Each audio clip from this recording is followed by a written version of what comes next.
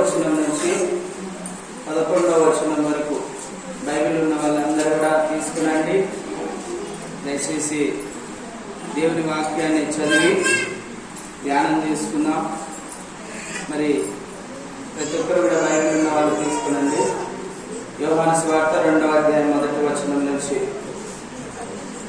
3వ దినమున గలిలయలోని కానాను ఊరిలో ఒక వివాహము జరిగింది. యేసు తల్లి అక్కడ ఉండెను. యేసును ఆయన శిష్యులను ఆ వివాహమునకు పిలువబడింది. ద్రాక్షారసం అయిపోయినప్పుడు యేసు తల్లి వారికి ద్రాక్షారసము లేదని ఆయనతో చెప్పగా, యేసు ఆమెతో, అమ్మా, నాతో నీకేమి, నా సమయం ఇంకనూ రాలేదనెను.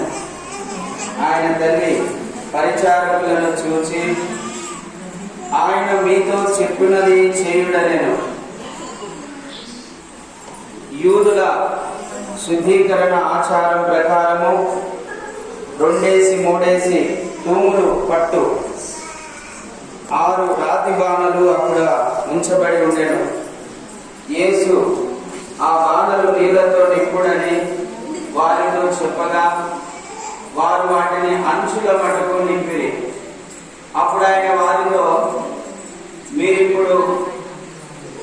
మీరిప్పుడు ముంచి విందు ప్రధాని యొద్దకు తీసుకొని కొండని చెప్పగా, వారు తీసుకొని పోయిరి. ఆ ద్రాక్షారసము ఎక్కడ నుండి వచ్చెనో ఆ నీళ్లు ముంచి తీసుకొని పోయిన పరిచారకులకే తెలియను గాని విందు ప్రధానికి తెలియకపోయేను. కనుక ద్రాక్షారసమైన ఆ నీళ్లు రుచి చూసినప్పుడు ఆ విందు ప్రధాని పెళ్లి కుమారుని పిలిచి, ప్రతి వాడును మొదట మంచి ద్రాక్షారసము పోసి, జనులు మత్తుగా ఉన్నప్పుడు జబ్బు రసము పోయిను. నీవైతే ఇదివరకును మంచి ద్రాక్షారసమును ఉంచుకొని ఉన్నామని అతనితో చెప్పెను. గలిలయలోని కానాలో యేసు ఈ మొదటి సూచక్రియలను చేసి తన మహిమను బయలుపరుచుకొనెను.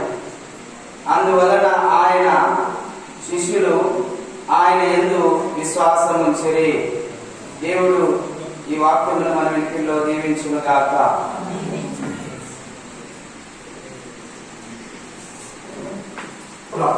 పరిశుద్ధుడైన దేవా, మీ శ్రేష్టమైన నామానికి వందనాలు, కృతజ్ఞతలు, స్తుతులు, స్తోత్రాలు చెల్లిస్తున్నాం.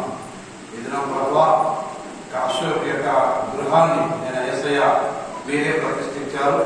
ఎందుకంటే తండ్రి ప్రభా, ఇక్కడికి వచ్చిన విడుదల మాత్రం నేను ప్రభా మీరు మాట్లాడగల దేవుడు నన్ను యేసునామమున వేడుకొంచున్నాము తండ్రి.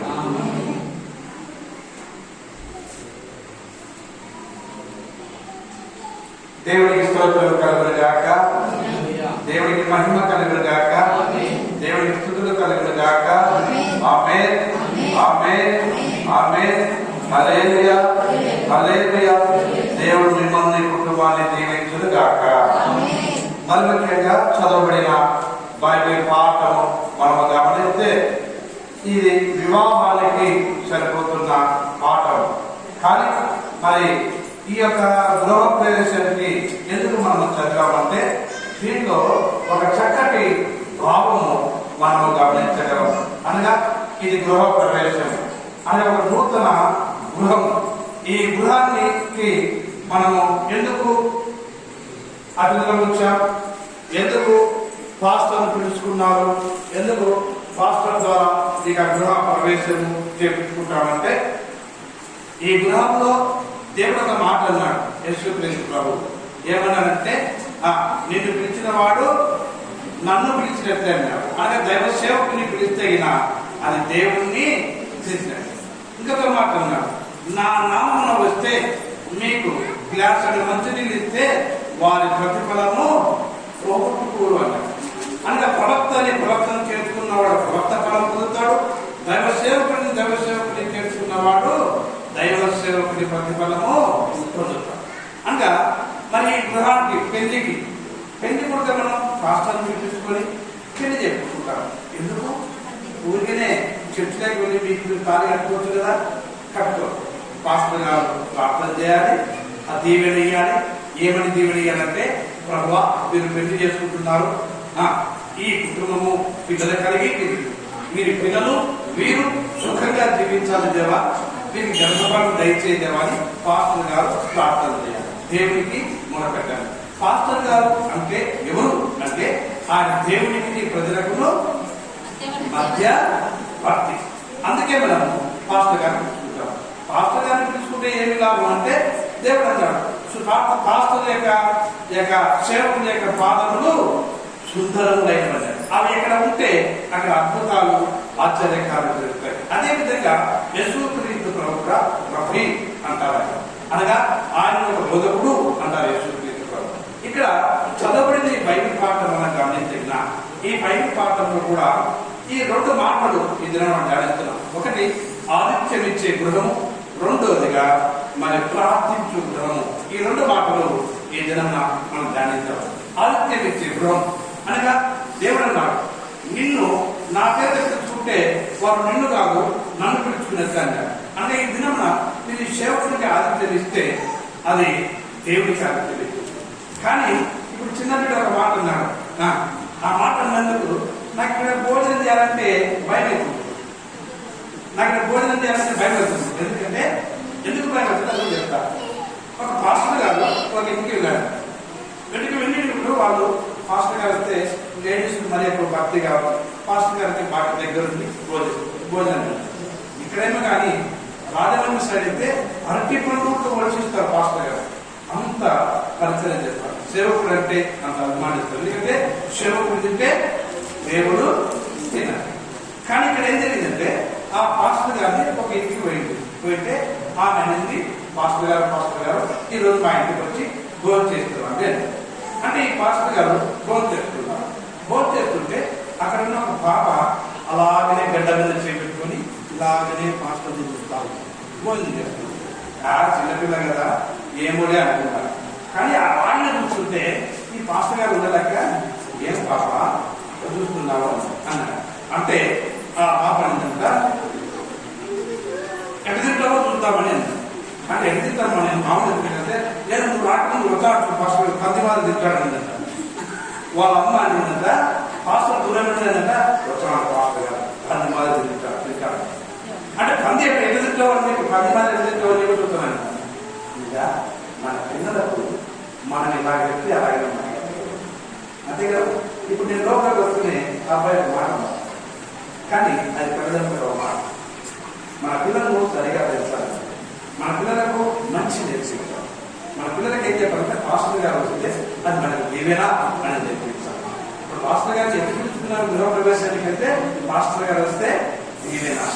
అదే విధంగా మన ఇంట్లో భార్యాభర్తలు ఏ విధంగా ఉంటే పిల్లలు అదే విధంగా తయారవుతారు. కాబట్టి ప్రార్థన పర్వాలుగా భార్య ఉండాలా, మరి ప్రార్థన పర్వాలుగా భర్త ఉండాలి. అప్పుడు నీ పిల్లలు ఒక వృద్ధిలోకి వస్తారు, దీవించబడతారు. 10 మందిలో మనము ఒక స్టేటస్ లో ఉంటాము. ఎందుకంటే మన యొక్క ప్రవర్తనను బట్టి. అందుకే ద్వితీయోపదేశ కాండం 6వ అధ్యాయం ఏమిటంటే, మొదట నీవు దేవుణ్ణి ఆరాధించే ముందు, నీ పిల్లలకు దేవుడిని చెప్పే ముందు నీవు దేవుణ్ణి మొదటగా పూర్ణ ఆత్మతో పూర్ణ సత్యముతో నువ్వు మొదట ప్రేమించాలి దేవుడు. దాని తర్వాత నీ ధర్మశాస్త్రాన్ని నువ్వు తెలుసుకోవాలి. వాక్యంలో ఏముంది ఏం లేదు నువ్వు తెలుసుకోవాలి. ఆ తర్వాత నీ పిల్లలకు అది క్రైస్తవ విలువ. అదే అనగా give me respect, take your respect. అంటే ఒక మనం మర్యాద ఇస్తే వాళ్ళు మనకు మర్యాద ఇస్తారు. అది మనకు నేర్పియాలి. మరి అదేవిధంగా ఈ దినమున ఈ గృహం ఇక ప్రవేశంలో 2 వార్తలు మనం చెప్తున్నాం. ఆదిత్యం ఇచ్చే గృహం. ఆదిత్యం ఇచ్చే గృహం అంటే వాక్యంలో ముందుగా చెప్పుకున్నాము. యేసుక్రీస్తు ఒక మాట అన్నాడు, నిన్ను ఆహ్వానించిన వాడు నన్ను ఆహ్వానించాడు. దేవుడు చెప్పింది. అనగా సేవకుడు వస్తే అది దేవుడు వచ్చినట్టే, అది దేవుడికి ఆదిత్యం ఇచ్చినట్టే మొదట మనం గమనించాలి. ఇక్కడ కూడా కానానులో ఒక వివాహం జరిగింది. ఆ వివాహానికి మనం అందరం ఇన్విటేషన్ ఇస్తాం. మిమ్మల్ని కూడా ఇక అశోక్ పిలిచాడు. అశోక్ సత్యమని కలిసి మిమ్మల్ని కూడా గృహప్రవేశం చేస్తున్నాము రండి అని. నిన్న ఉదయం నాకాడికి వచ్చింది. నాకు అనిపించుకుంటూ చెప్పిండు బాబు అంటే అని పిలుపు అంటారు. అదేవిధంగా పెళ్లి కొట్టి మనం ఏం చేస్తాం, పెళ్లి కార్డు కొడతాం. పెళ్లి కార్డు కొట్టి ప్రతి ఇంటికి ఇస్తాం మనం కదా, ప్రతి ఇంటికి మనం పెళ్లి కార్డు ఇస్తాం, ఇచ్చి ఆహ్వానిస్తాం. కానీ ఇక్కడ జరిగిన యేసుక్రీస్తు ప్రభువును ఈ కానా అనే ఊరిలో వివాహం జరుగుతుంది. వారందరినీ కూడా పెళ్లికి పిలిచారు. కానీ అక్కడ యేసుక్రీస్తు ప్రభువును కూడా పిలిచారు. అనగా వాళ్ళు మామూలుగానే పిలిచారు, ఎవరికి రాని. ఇప్పుడు మీరు ఎక్కడ పిలిచినారో పాఠశాలలో అట్లే పిలిచిపోవాలి. అదేవిధంగా యేసుక్రీస్తు శిష్యులను కూడా పిలిచిండు, యేసుక్రీస్తు తల్లిని కూడా పిలిచిండు. కానీ అక్కడ ఏం జరిగింది, పెళ్లి జరుగుతూ ఉంది. పెళ్లి జరుగుతుంటే సడన్గా ఏం జరిగిందంటే ఆ పెళ్లిలో కొంచెం కొదవ వచ్చింది. ఆ కొదవ ఏంటంటే వారి యొక్క ఆచార ప్రకారంగా ద్రాక్షారసము పెళ్లికి ముందు ఇవ్వట ఆచారం. ఇప్పుడు మనం కూడా పెద్ద పెద్ద హోటళ్ళకు వెళ్తగిన మనకేం చేస్తారంటే భోజనం తినప్పుడు సూప్ తాగుతారు. అది soup, chicken soup, mutton soup, vegetable soup అంటారు. వచ్చి ఆ సూప్ తాగితే కొంచెం ఆకలి అవుతుంది. కొంచెం ఆకలి అయిన తర్వాత అన్నం బాగా తినవచ్చు.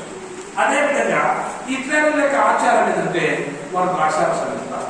కానీ ఇక్కడ ఏం జరిగిందంటే సడన్గా ద్రాక్షారసం అయింది. ఇప్పుడు ఏం చేయాలి? కానాలకు సిటీకి చాలా దూరం, అది చాలా దూరం. మనకు పల్లెటూరులో మనం ఉంటే కదా, ఆ పల్లెటూరులో అన్ని దొరకవు. ఏదో మేము కొన్ని దొరుకుతాయి కానీ అన్ని దొరకవు. కానీ ఒకవేళ మనం పల్లెటూరులో పెళ్లి చేసుకుంటే ఇస్రాకులు అయిపోయినాయి అనుకోండి, ఆ ఇస్రాకులు అయిపోతే పల్లెటూరులో దొరకలేము. అప్పుడు ఏం చేయాలి? మనము నంద్యాల వెళ్ళాలి, చాలా దూరం నంద్యాల విదేశం నుంచి టౌన్కి వెళ్ళాలి కదా. మరి ఏం చేయాలి? అలాంటి ఇక్కడ కూడా కానాల యొక్క వివాహంలో ద్రాక్షరసం అయిపోయింది. ఇప్పుడు ఏం చేయాలి? అప్పుడు గడిమిలు తగినప్పుడు ఆ విషయము కన్నబలి ఏం చేసిందంటే యేసుక్రీస్తు ఏం చేశారంటే అక్కడ ఉన్నారు కాబట్టి ఆ కొదవను యేసుక్రీస్తు చేర్చగలిగారు. అనగా వారు ఆదిత్యం ఇచ్చారు. యేసుక్రీస్తు పిలుపునిచ్చారు, మా గృహానికి రండి, మా ఆదిత్యాన్ని మీరు స్వీకరించండి. పెళ్లి బిందువులు స్వీకరించండి, ఆదిత్యం ఇచ్చారు కాబట్టి, ఆహ్వానించారు కాబట్టి దేవుడు యేసుక్రీస్తు ఆ సమయంలో అక్కడ ఉన్నాడు కాబట్టి ఆ కొదవకించబడింది. అదేవిధంగా అశోక్ ఈ గృహాన్ని కట్టించుకున్నాడు. కానీ ఈ గృహాన్ని కట్టించుకున్నప్పుడు ఈ గృహాన్ని ఏ విధంగా ప్రారంభించాడంటే తండ్రి, కుమార, పరిశుద్ధాత్మ పేరిట అనగా దేవుణ్ణి ఆహ్వానించాడు. మొదటగా సేవకుని ఆహ్వానిస్తే దేవుణ్ణి ఆహ్వానించలేదు. కానీ ఇక్కడ అశోకు దేవుణ్ణి ఆహ్వానించాడు మొట్టమొదటిసారిగా. మరి దేవుని నామంలో ఈ గృహాన్ని ప్రతిష్ఠింపజేశాడు కాబట్టి దేవుడు ఇక్కడ ఉపస్థితుడై ఉంటాడంటే దేవుని ఇక్కడ నివాసం ఉంటాడు. అంటే దేవుడు ఏ గృహంలో నివాసం ఉంటాడో, దేవుడిని ఏ గృహాన్ని పిలుచుకుంటుందో ఆ గృహంలో ఇక ఏ గొడవ ఉండదు. ఎందుకంటే ఈ కానా పెళ్లిలో కూడా అనుకోకుండా యేసుక్రీస్తులో పిలిచారు. అక్కడ గొడవను యేసుక్రీస్తులో పిలిచారు. మన జీవితాల్లో, మన కుటుంబంలో కూడా అనేకమైన గొడవలు ఉంటాయి, కష్టాలు ఉంటాయి, బాధలు ఉంటాయి, దుఃఖం ఉంటాయి, శ్రమలు ఉంటాయి, వేదనలు ఉంటాయి, అప్పుల బాధలు ఉంటాయి, అనేక సమస్యలు భార్యాభర్తలు ఉంటాయి. కానీ ఆ సమస్యలు తీరాలంటే ఎవరుండాలి? యేసుక్రీస్తు మన మధ్యలో ఉంటే, మనలో ఉంటే, మన గృహంలో ఉంటే తప్పకుండా ఆ సమస్యను తొలగిస్తాడు. అదేవిధంగా ఈ అశోక్ గృహంలో కూడా యేసుక్రీస్తు ప్రభువును ఆహ్వానించారు కాబట్టి ఇక ఏ సమస్యలను మన యేసుక్రీస్తు ప్రభువు తీరుస్తారు. కానీ ఏ విధంగా తీరుస్తారంటే ఈ గృహం ఓపెన్ చేసినంత మాత్రమే కాదు, కానీ ఉదయం సాయంకాలం భార్యాభర్తలు ప్రార్థనలు పెడతారు. మరి ముఖ్యంగా సాయంత్రము కుటుంబ ప్రార్థన తప్పకుండా చేసుకోవాలి. ఎక్కడైతే స్తుతి ఉంటుందో, ఎక్కడైతే ఆరాధన ఉంటుందో, ఎక్కడైతే దైవభక్తి ఉంటుందో అక్కడ దేవుడు ఉంటాడు.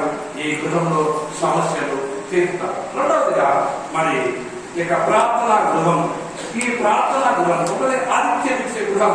అనగా ఏ గృహం అయితే యేసుక్రీస్తులో ఒక ఆదిత్యం ఇచ్చింది కాబట్టి ఆ గృహంలో సమస్యలన్నీ సమస్యను తీర్చివచ్చాడు దేవుడు. అదేవిధంగా ప్రార్థించే గృహం అనగా యేసుక్రీస్తు నామములో ప్రతిష్ఠింపబడిన ఈ గృహం ఎలా ఉందంటే ప్రార్థించే గృహముగా ఉండాలి. అపొస్తలుల కార్యములు 10వ అధ్యాయం గమనించిన కొర్నేలు అనగా భక్తుని మనం గమనిస్తాం, ఒక విశ్వాసాన్ని మనం గమనిస్తాం. ఇక్కడ అతడు దేవునిలో ఎల్లప్పుడూ ఆయన దివారాత్రంలో ప్రార్థనలు గడుపుతూ ఏం జరిగిందంటే ఈ గృహం కూడా యేసుక్రీస్తు నామములో అభిషేకించబడిన ఈ గృహం, యేసుక్రీస్తులో అతిథిగా పిలుచుకునే ఈ గృహం కూడా ప్రార్థన చేస్తున్నారు. ప్రతి ఉదయం, ప్రతి సాయంత్రం భార్యాభర్తలు కూర్చొని ప్రార్థన చేయాలి. ప్రార్థన అపకార పదోద్యమంలో కొద్దిగా వ్యక్తి ఉన్నాడు. అతను ప్రార్థన చేస్తూ చేస్తూ ఉంటే ఏం జరిగిందంటే అతని జీవితంలో అద్భుతం జరిగింది. ఏం జరిగిందంటే దైవ ప్రత్యక్షత జరిగింది, దైవ దర్శన అతనికి కలిగింది. దేవదూతనే స్వయంగా అతని మాట్లాడడం జరిగింది. అతని ప్రార్థన దేవుడు అంగీకరించాడనే స్వరము ఆ కుటుంబంలో, కొన్నేళ్ళ కుటుంబంలో వినపడింది. మరి అదే విధముగా దేవుడు కదా ఆ కుటుంబము ప్రార్థన కుటుంబం కాబట్టి దైవ దర్శనం కలిగింది. అదేవిధంగా ఆ కొన్నేళ్ళు ఏం చేశారంటే అనేక మందిని తీసుకువచ్చి ప్రార్థన కుటుంబ ప్రార్థన జరిపించినప్పుడు పరిశుద్ధాత్మ దేవుడు ఆ గృహంలో ఉన్న వారందరి పిల్లలను పరిశుద్ధాత్మ అభిషేకం చేసినట్టుగా మనం గమనించగా అనేక మందికి దేవుని యొక్క స్వార్థను ప్రకటించే కుటుంబముగా ఆ కుటుంబం ఉన్నట్టుగా మనం గమనిస్తాం. అదేవిధంగా ఈ దినమున ఇక అశ్వర్ నూతన గృహమే కానీ ఇక్కడ వింటున్న మన గృహాలు కూడా ఏమైనా ఉండాలంటే ఆతిథ్యనిచ్చే గృహముగా మన గృహం ఉండాలి. రెండవదిగా ప్రార్థించే గృహముగా ఉండాలి. ఈ లోకంలో అనేకమైన గృహాలు ఉంటాయి. మన అప్పుడు వీధిలో పెడుతుంటాం. వీధిలో పెట్టినట్టుంటే అరే ఈ ఇంట్లో ఎప్పుడు అల్లరిగా అంటారు, అరే ఇంట్లో వాళ్ళ భార్య గయాలు అంటారు, వీడు పెద్ద దుర్మార్గుడు అంటారు, ఇంట్లో ఉన్నాడు దుర్మార్గుడు, వీడు సాగుబోతులు అంటారు. కానీ మన గృహాన్ని చూసినప్పుడు ఎవరంటే ఇది క్రైస్తవుల గృహమురా, బయటకు పట్టుకొని ప్రార్థన పెడితే ప్రార్థన కాదు, కానీ అది నిజమైన క్రైస్తవ గృహంగా ఉండాలి దేవుడు ఆశీర్వదిస్తున్నాడు. అదేవిధంగా మరి తండ్రి కుమార పరిశుద్ధాత్మలో ప్రతి ఈ యొక్క అశ్వత్థాన్ని మనకి దేవుడు గిఫ్ట్ గా బహుమానం ఇచ్చిన ఈ గృహం కూడా ఆవిష్కరించే గృహముగా, ప్రార్థించే గృహంగా దేవుడు ఆశీర్వదిస్తున్నాడు. దేవుడు ఈ గృహానికి ఇక్కడ చేరిన ఈ కుటుంబానికి దేవుడు దయచేయగాక. పరిశుద్ధుడైన దేవా, ఈ శ్రేష్టమైన నామాన్ని వందనాలు, కృతజ్ఞతలు, స్తుతులు తెలుస్తున్నాం. గొప్ప దేవుడు తల్లి బాబా, గృహం మీరు స్వాస్థ్యం కలిగిన ఈ గృహం మీరు బహుమానంగా అశ్వపించవలసిన భార్యను ప్రేమించిన ప్రభావ మీరు ఈ గృహాన్ని ఇచ్చావు. అందుకు నీకు వేలాది స్తోత్రములు, వందనాలు చెల్లిస్తున్నాము తల్లి ప్రభావ. అవును, నీ గృహం కట్టుకోవాలంటే చాలా కష్టం ఉంటుంది. ఆర్థికంగా నేను ప్రభావం చాలా సహాయం చేసావు, అందుకు నీకు వందనాలు చెల్లిస్తున్నాము తల్లి ప్రభావ. మరి ప్రభావ ఈ యొక్క అశ్వక యొక్క రక్షకులందరినీ మీరు దీవించండి, అశ్వక యొక్క సత్యముల యొక్క రక్షకులందరినీ మీరు దీవించండి. ఇక్కడ వచ్చిన ప్రభావ బంధువులు స్నేహితులను నీ ఇరువులందరినీ మీరు ఆత్మించి దీవించండి.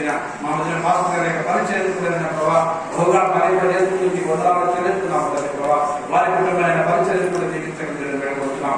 ఈ కుటుంబాన్ని తల్లి ప్రభావ మీ నామములను దీవిస్తున్నాం తల్లి. మీరు కరువులో కాచిన శ్రేష్టమైన రక్తం ఉంటుంది, మాత్రం కరువులో కాచిన శ్రేష్టమైన రక్తం యేసయ్యా ఈ కుటుంబాన్ని కృపరించండి. నేను ప్రభావ ఈ కుటుంబాన్ని పరిశుద్ధపరిచిన దేవుడు నిత్యం నీ వెలుగుతో నీ మహిమతో నేను ప్రభావ ఈ గృహాన్ని నీ పట్టుకొని నీ దక్షిణతో గృహం మీద కూర్చొని ఈ గృహంలోకి వచ్చి వారిని దీవించండి, వెళ్ళు వారిని దీవించండి. నిత్యం ఈ కృపాక్షేమం ఈ గృహంలో ఉంచి ఈ గృహాన్ని మీరు కాపాడిన దేవుడు అని ఏస్తున్నాము పెట్టుకుంటున్నాము తండ్రి. ప్రార్థన సర్వోపేంద్ర మా తండ్రి,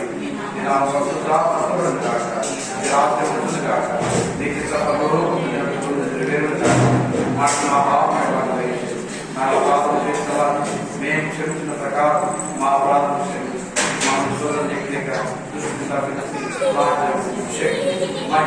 నిరంతరం నీవైన తండ్రి కుమార పరిశుద్ధాత్మ సహవాసులు ఆయన కృప సమాధానం ఇక్కడ చేరిన మనకు ఈ నూతన గ్రహానికి, ఈ నూతన గ్రహం యజమానులకి, యజమానులకి, మన కుటుంబాలందరికీ, వారి అందరికీ మన మధ్య పాస్టర్ గారి పరిచర్యకు మనకు ఈ గృహానికి దేశ సదాకాలం కూడా ఉండగాక.